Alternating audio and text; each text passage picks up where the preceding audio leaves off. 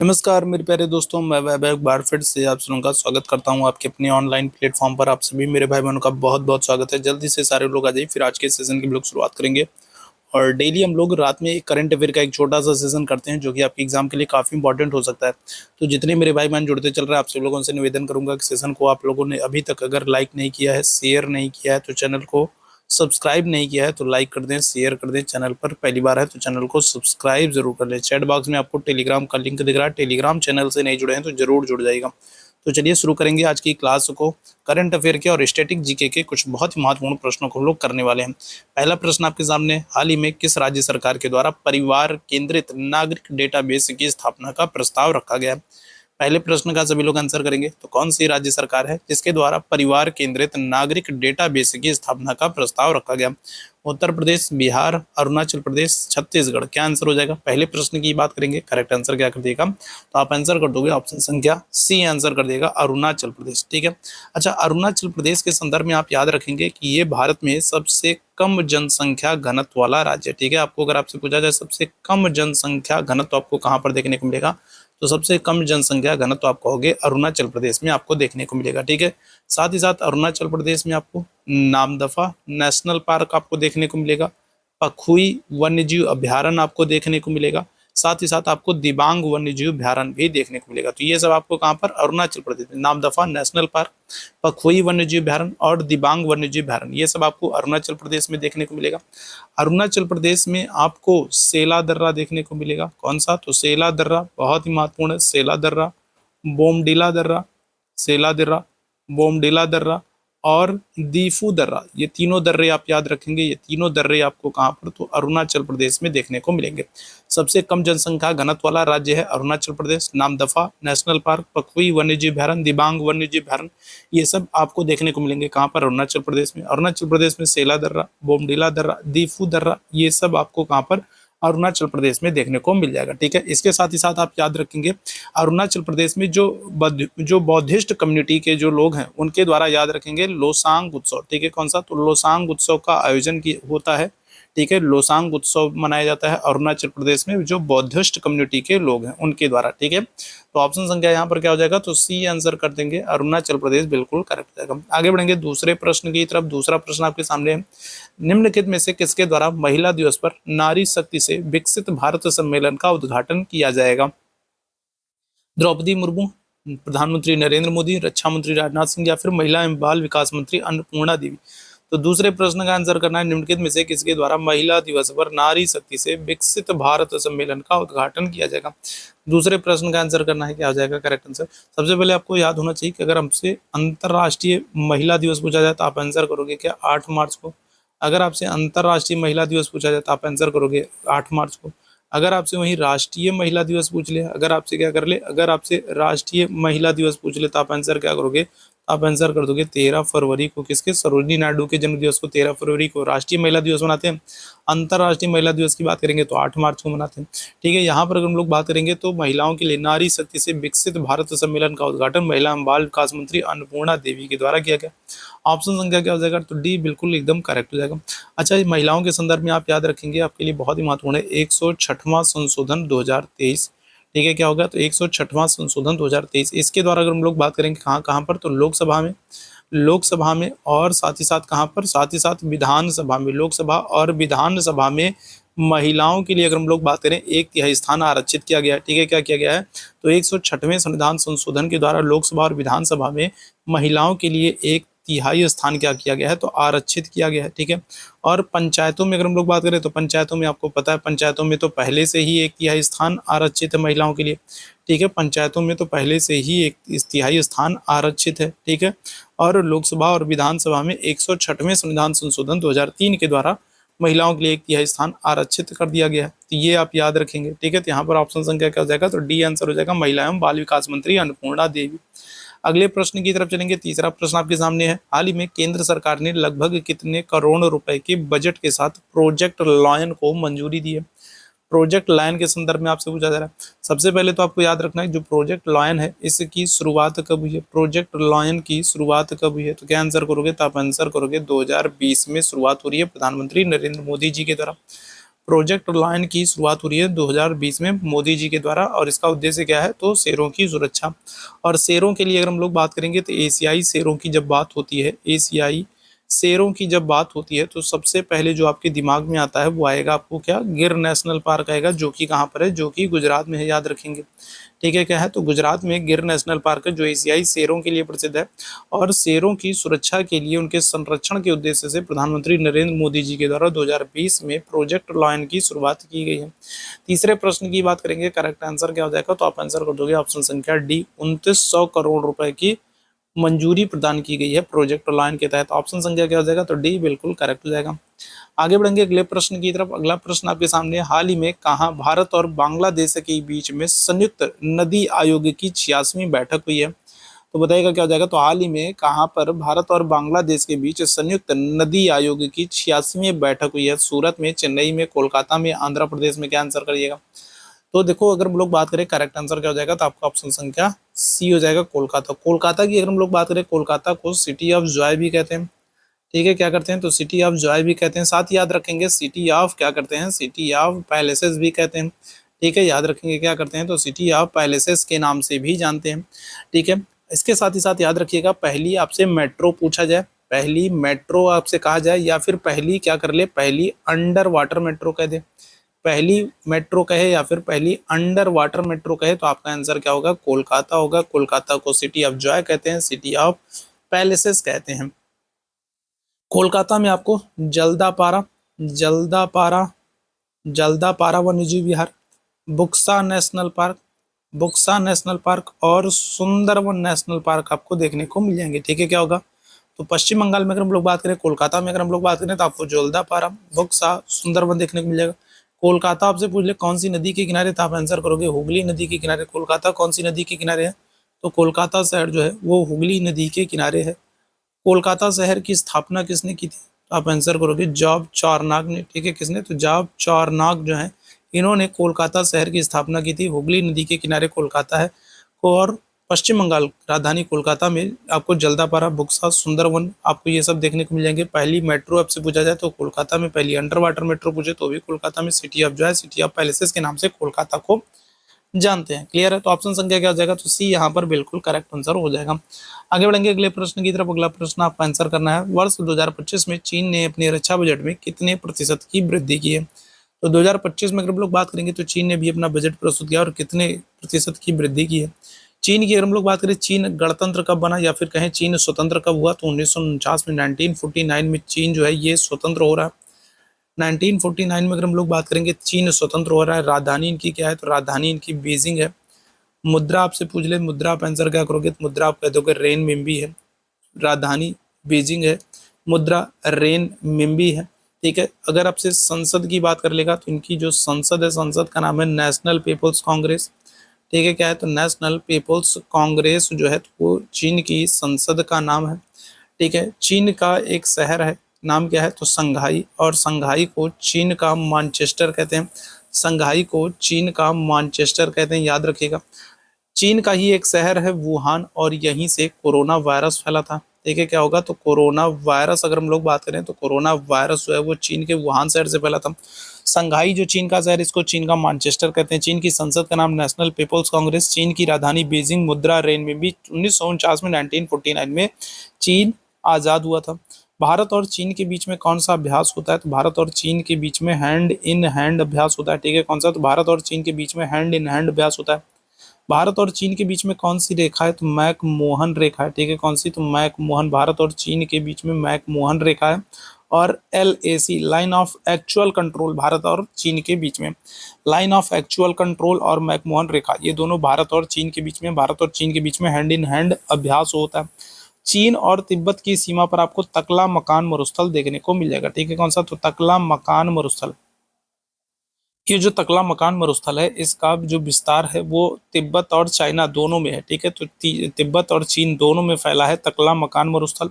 तो अगर ऑप्शन में तिब्बत नहीं दिया है और आपसे तकला मकान मरुस्थल पूछा जाए तो आपको याद रखना है कि ये तकला मकान मरुस्थल कहाँ पर, तो आपको चीन में देखने को मिल जाएगा। अगर हम लोग चीन की बात करें तो चीन की जो सभ्यता है, ठीक है, चीन की जो सभ्यता है, इसका विकास जो है, चीन की सभ्यता जो है ये हांगहो नदी के किनारे विकसित हुई थी, हांगहो नदी के किनारे, और हांगहो नदी को पीली नदी भी कहते हैं। ठीक है, तो चीन की सभ्यता का विकास हांगहो नदी के किनारे हुआ था, और हांगहो नदी को पीली नदी भी कहते हैं। अगर आपसे चीन का शोक पूछ ले तो चीन का शोक आप आंसर क्या करोगे, तो चीन का शोक आप कहोगे हांगहो नदी को। ठीक है, चीन का शोक हांगहो नदी कहलाती है। चीन की सभ्यता का विकास हांगहो नदी के किनारे हुआ, जिसे पीली नदी भी कहते हैं। अगर बात करें एशिया की सबसे लंबी नदी कौन सी है, तो एशिया की सबसे लंबी नदी है यांगसी नदी, जो कि चीन में बहती है। ठीक है, यांगसी नदी जो चीन में बहती है। ठीक है, तो इतनी सारी चीजों को आप चीन के संदर्भ में याद रखेंगे। ऑप्शन संख्या यहाँ पर हो जाएगा सी, 7.2%। ठीक है, क्या हो जाएगा, तो 7.2% आपका आंसर हो जाएगा। ऑप्शन संख्या क्या कर दोगे, तो सी आंसर कर दोगे। ठीक है, आगे बढ़ेंगे अगले प्रश्न की तरफ। हाल ही में किस तारीख को जन औषधि दिवस मनाया गया। छठवें प्रश्न की बात करेंगे, क्या हो जाएगा करेक्ट आंसर।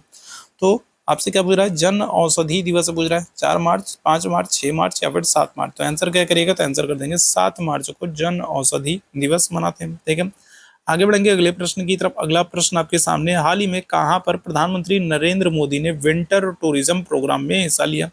सातवें प्रश्न का आंसर कीजिएगा, कहां पर प्रधानमंत्री नरेंद्र मोदी ने विंटर टूरिज्म प्रोग्राम में हिस्सा लिया। उत्तराखंड, शिमला, श्रीनगर, देहरादून। क्या आंसर करेगा, सातवें प्रश्न की बात करेंगे, क्या आ जाएगा करेक्ट आंसर। आप आंसर कर दोगे किसको, उत्तराखंड आंसर कर देना। ऑप्शन संख्या क्या हो जाएगा, ऑप्शन संख्या ए बिल्कुल करेक्ट हो जाएगा, उत्तराखंड। ठीक है, उत्तराखंड में अगर हम लोग बात करें तो आपको थांगला, ठीक है, थांगला, नीति, नीति, लिपुलेख, लिपुलेख और माना दर्रा, ये सभी बहुत ही महत्वपूर्ण दर्रे हैं, आपके एग्जाम में पूछे जाते हैं। तो याद रखना, ये सब दर्रे आपको कहाँ पर, तो उत्तराखंड में देखने को मिल जाएंगे।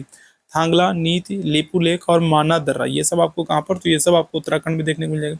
उत्तराखंड में भारत का सबसे ऊंचा बांध है टिहरी बांध, जो कि कौन सी नदी पर, जो कि भागीरथी नदी पर है। टिहरी बांध आपसे पूछ ले कौन सी नदी पर है, तो आप आंसर कर दोगे भागीरथी नदी पर है, जो कि देश का, ठीक है, सबसे ऊंचा बांध है। ठीक है, कौन सा, टिहरी बांध। ठीक है, उत्तराखंड में ही 1973 में चिपको आंदोलन शुरू हुआ था, और आपको पता है चिपको आंदोलन किसने शुरू किया था, तो दो लोगों का नाम मिलता है, सुंदरलाल बोगुड़ा और चंडी प्रसाद भट्ट। तो दो लोग हैं, चंडी प्रसाद भट्ट और सुंदरलाल बोगुड़ा, इन दोनों लोगों ने मिलकर के 1973 में चिपको आंदोलन चलाया था, पेड़ों को कटने से बचाने के लिए। ठीक है, इसके अलावा आपको जिम कॉर्बेट नेशनल पार्क देखने को मिलेगा, ये भी याद रखिएगा, बहुत इंपॉर्टेंट है। 1936 में 1936 में जिम कॉर्बेट की स्थापना होगी, और ये देश का पहला नेशनल पार्क। ठीक है, क्या हो जाएगा, तो देश का पहला नेशनल पार्क हो जाएगा। देश का पहला राष्ट्रीय उद्यान कौन सा है, जिम कॉर्बेट है, जिसकी स्थापना 1936 में हो रही। साथ ही साथ आपको याद रखना है कि स्वतंत्रता के बाद समान नागरिक संहिता लागू करने वाला पहला राज्य उत्तराखंड। ठीक है, समान नागरिक संहिता लागू करने वाला पहला राज्य उत्तराखंड, और किस अनुच्छेद के तहत, किस आर्टिकल के तहत इसका प्रावधान किया गया था, आर्टिकल 44, अनुच्छेद 44 के तहत समान नागरिक संहिता का प्रावधान किया गया। तो ऑप्शन संख्या यहाँ पर क्या करेंगे, तो उत्तराखंड याद रखिएगा, इतनी सारी चीजों को उत्तराखंड से आप याद रखेंगे। क्लियर है, आगे बढ़ेंगे अगले प्रश्न की तरफ। हाल ही में कहां पर सेमी कनेक्ट कॉन्फ्रेंस 2025 का उद्घाटन किया गया। आठवें प्रश्न का आंसर करेंगे, क्या हो जाएगा, तो हाल ही में कहां पर सेमी कनेक्ट कॉन्फ्रेंस 2025 का उद्घाटन किया गया। महाराष्ट्र, नई दिल्ली, गुजरात, हरियाणा। आंसर क्या कर दिया, आंसर कर देंगे ऑप्शन संख्या सी, गुजरात में। ठीक है, कहां पर, तो गुजरात आंसर कर देंगे, ऑप्शन संख्या सी बिल्कुल करेक्ट हो जाएगा। गुजरात को आपको याद रखना है, सबसे लंबी तटरेखा वाला राज्य, अगर आपसे बोले सबसे लंबी तटरेखा या फिर सबसे लंबी समुद्री सीमा वाला जो राज्य है वो कौन सा है, तो सबसे लंबी तटरेखा समुद्री सीमा वाला जो राज्य है वो आप आंसर कर दोगे, गुजरात है। ठीक है, गुजरात में आपको कांडला बंदरगाह देखने को मिलेगा, और यहाँ से लास्ट ईयर प्रश्न पूछा गया था, जो कांडला बंदरगाह है इसका नाम बदल करके पंडित दीनदयाल उपाध्याय कर दिया गया। पंडित दीनदयाल उपाध्याय बंदरगाह कर दिया गया, कांडला बंदरगाह का नाम बदल करके, ये भी आप याद रखेंगे। ठीक है, गुजरात में हर साल पतंग महोत्सव का आयोजन होता है। ठीक है, क्या होता है, तो खिचड़ी मेले के अवसर पर यहाँ पर गुजरात में पतंग महोत्सव का आयोजन होता है। गुजरात में ही आपको गिर नेशनल पार्क देखने को मिलेगा, जो कि पहले बता चुका हूँ एशियाई शेरों के लिए प्रसिद्ध है। गुजरात में आपको गरबा और डांडिया भी देखने को मिलेगा। ठीक है, गरबा और डांडिया अगर हम लोग बात करें तो गरबा और डांडिया ये गुजरात से जुड़े हुए हैं। ठीक है, गुजरात में अहमदाबाद है, और अहमदाबाद को उत्तर भारत का मैनचेस्टर कहते हैं। ठीक है, क्या करेंगे, तो अहमदाबाद को अगर हम लोग बात करें तो अहमदाबाद वस्त्र उद्योग के लिए बहुत ही फेमस है, और इसे उत्तर भारत का मैनचेस्टर कहते हैं। ठीक है, तो ये भी याद रखेंगे, आपके एग्जाम में पूछा गया, उत्तर भारत का मैनचेस्टर। 1960 में गुजरात को महाराष्ट्र से भाषा के आधार पर अलग कर दिया गया। ठीक है, गुजरात और महाराष्ट्र को भाषा के आधार पर अलग कर दिया गया। महाराष्ट्र में मराठी भाषा वाले थे, गुजरात में गुजराती भाषा वाले थे, तो 1960 में अलग कर दिया गया। और साथ ही साथ याद रखेंगे, गुजरात में अभी हाल ही में 12 जीएसटी केंद्रों का उद्घाटन भी किया गया। ठीक है, क्या होगा, तो गुजरात में अगर हम लोग बात करेंगे तो 12 जीएसटी केंद्रों का उद्घाटन कहाँ पर किया गया है, तो आप आंसर कर दोगे महाराष्ट्र में। तो इतनी सारी चीजों को आपको क्या करना है, सॉरी, इतने 12 जीएसटी केंद्रों का उद्घाटन कहाँ पर, गुजरात में किया गया, महाराष्ट्र नहीं, गुजरात में। 12 जीएसटी केंद्रों का उद्घाटन कहाँ पर, गुजरात में किया गया। तो इतनी सारी चीजों को आप गुजरात से याद रखेंगे। ऑप्शन संख्या क्या हो जाएगा, सी बिल्कुल करेक्ट आंसर हो जाएगा। ठीक है, आगे बढ़ेंगे अगले प्रश्न की तरफ। हाल ही में किस राज्य के मुख्यमंत्री ने उन्नत साइबर सुरक्षा संचालन केंद्र का जो है उद्घाटन किया, बताइएगा क्या हो जाएगा, बताइएगा क्या हो जाएगा। तो अगर हम लोग बात करेंगे इस प्रश्न की बात करेंगे, बताइएगा क्या हो जाएगा। तो हाल ही में किस राज्य के मुख्यमंत्री ने उन्नत साइबर सुरक्षा संचालन केंद्र का उद्घाटन किया, केरल, कर्नाटक, नासिक, भोपाल। 9वें प्रश्न का आंसर करेंगे, क्या हो जाएगा, 9वें प्रश्न की बात करेंगे, क्या करेक्ट आंसर हो जाएगा। तो ऑप्शन संख्या आप आंसर कर दोगे, केरल कर दोगे। केरल में आपको साइलेंट वैली देखने को मिलेगा, शांत घाटी देखने को मिलेगा, जो कि जैव विविधता के लिए फेमस है। केरल की भाषा आपसे पूछेगा तो भाषा आप आंसर कर दोगे मलयालम। केरल की भाषा है मलयालम। और यहाँ पर उत्सव की अगर हम लोग बात करेंगे, सॉरी, नृत्य की अगर हम लोग बात करेंगे, तो नृत्य के संदर्भ में आपको याद रखना है, एक तो कथकली है, दूसरा मोहिनी अट्टम है। ठीक है, क्या है, तो कथकली और मोहिनी अट्टम अगर हम लोग बात करेंगे तो यहाँ के नृत्य हैं। भाषा मलयालम है। साइलेंट वैली आपको देखने को मिलेगा, शांत घाटी, जो कि जैव विविधता के लिए फेमस है। यहाँ पर उत्सव की अगर हम लोग बात करेंगे तो उत्सव आपको क्या हो जाएगा, तो ओणम देखने को मिलेगा। साथ ही साथ याद रखिएगा, सबरीमाला मंदिर आपको केरल में देखने को मिलेगा। ठीक है, कौन सा, तो सबरीमाला मंदिर की अगर हम लोग बात कर लेंगे तो सबरीमाला मंदिर आपको केरल में देखने को मिलेगा। ओणम यहाँ पर आपको उत्सव देखने को मिलेगा। लिंगानुपात की बात करें या साक्षरता की बात करें, दोनों ही मामले में सीट्स पर है। लिंगानुपात की बात करें या साक्षरता की बात करें, दोनों ही मामले में केरल राज्य जो है वो सीट्स पर है। केरल में आपको पालघाट दर्रा देखने को मिलेगा, पालघाट दर्रा देखने को मिलेगा। साथ ही साथ आपको सेनकोटा दर्रा देखने को मिलेगा। ठीक है, कौन सा, तो पालघाट दर्रा और सेनकोटा दर्रा, ये दोनों दर्रे आपको कहाँ पर, केरल में देखने को मिल जाएंगे। ठीक है, ऑप्शन संख्या क्या कर दिएगा, तो ए आंसर कर देंगे, केरल। आगे बढ़ेंगे अगले प्रश्न की तरफ। अगले प्रश्न का आंसर कीजिएगा, हाल ही में किसने अंतरराष्ट्रीय महिला दिवस 2025 के लिए इंश्योरिंग हीरोज अभियान को शुरू किया, गूगल पे, फोन पे, पेटीएम, यूपीआई। क्या आंसर हो जाएगा, तो हाल ही में किसने अंतरराष्ट्रीय महिला दिवस, अंतरराष्ट्रीय महिला दिवस कब मनाते हैं, तो आंसर कर दोगे 8 मार्च को मनाते हैं। और इस अवसर पर किसने इंश्योरिंग हीरोज अभियान की शुरुआत की। 10वें प्रश्न की बात करेंगे, करेक्ट आंसर क्या कर दोगे, ऑप्शन संख्या बी आंसर कर दोगे, फोन पे। ठीक है, किसको, तो ऑप्शन संख्या बी आंसर कर दोगे, फोन पे। ठीक है, आगे बढ़ेंगे अगले प्रश्न की तरफ। अगले प्रश्न का आंसर करिएगा, प्रतिवर्ष किस तारीख को अंतरराष्ट्रीय महिला दिवस मनाया, तो तभी मैंने आप लोगों को बताया, क्या आंसर कर दोगे, 8 मार्च को। 8 मार्च को अंतरराष्ट्रीय महिला दिवस मनाया था। ठीक है, आगे बढ़ेंगे अगले प्रश्न की तरफ। अगले प्रश्न का आंसर करेंगे, वर्ष 2024 में भारत एआई मिशन के लिए सरकार द्वारा कितने करोड़ रुपए आवंटित किए गए। ठीक है, तो अगर हम लोग बात करेंगे वर्ष 2024 में भारत सरकार के द्वारा एआई आर्टिफिशियल इंटेलिजेंस मिशन के लिए सरकार के द्वारा कितने करोड़ रुपए आवंटित किए गए, तो आंसर कर दोगे 10,300। ऑप्शन संख्या क्या हो जाएगा, सी बिल्कुल करेक्ट आंसर हो जाएगा। ठीक है, आगे बढ़ेंगे अगले प्रश्न की तरफ। अगले प्रश्न का आंसर करिएगा, क्रिसिल की एक रिपोर्ट के अनुसार वित्त वर्ष 2026 में भारत की वास्तविक जीडीपी कितनी रहने वाली है, बताएगा। तो अगर हम लोग बात करेंगे तो क्रिसिल की एक रिपोर्ट जारी की गई है और इसके अनुसार भारत की वास्तविक जीडीपी 2026 में कितनी रहने वाली है। 13वें प्रश्न की बात करेंगे, आंसर कर दोगे 6.5%। ठीक है, कितनी, ऑप्शन संख्या डी आंसर कर दोगे 6.5। अच्छा, अगर आपसे पूछे भारत की जीडीपी में सबसे ज्यादा योगदान किसका है, तो आप आंसर कर दोगे तृतीय क्षेत्र का, जिसमें सेवा क्षेत्र आता है। ठीक है, कौन सा, तो तृतीय क्षेत्र। और तृतीय क्षेत्र को हम लोग क्या करते हैं, सेवा क्षेत्र के नाम से जानते हैं। और भारत की जीडीपी में इनका सबसे बड़ा योगदान है। ठीक है, याद रखेंगे। ऑप्शन संख्या क्या हो जाएगा, तो डी आंसर करिए। ठीक है, आगे बढ़ेंगे अगले प्रश्न की तरफ। हाल ही में किसे मानद order of freedom of Barbados से सम्मानित किया गया, राष्ट्रपति द्रौपदी मुर्मू है, प्रधानमंत्री नरेंद्र मोदी, विदेश मंत्री एस जयशंकर, या फिर गृह मंत्री अमित शाह। 14वें प्रश्न की बात करेंगे, क्या आ जाएगा, तो करेक्ट आंसर कर दोगे ऑप्शन संख्या बी, प्रधानमंत्री नरेंद्र मोदी जी को हाल ही में मानद order of freedom of Barbados से सम्मानित किया गया। तो ऑप्शन संख्या क्या हो जाएगा, तो बी आंसर कर दोगे, किसको, प्रधानमंत्री नरेंद्र मोदी को। क्लियर है, चलिए आगे बढ़ेंगे अगले प्रश्न की तरफ। 19वें वेल्थ रिपोर्ट 2025 के अनुसार कौन सा देश विश्व का सबसे बड़ा वैश्विक धन केंद्र बन करके उभरा है।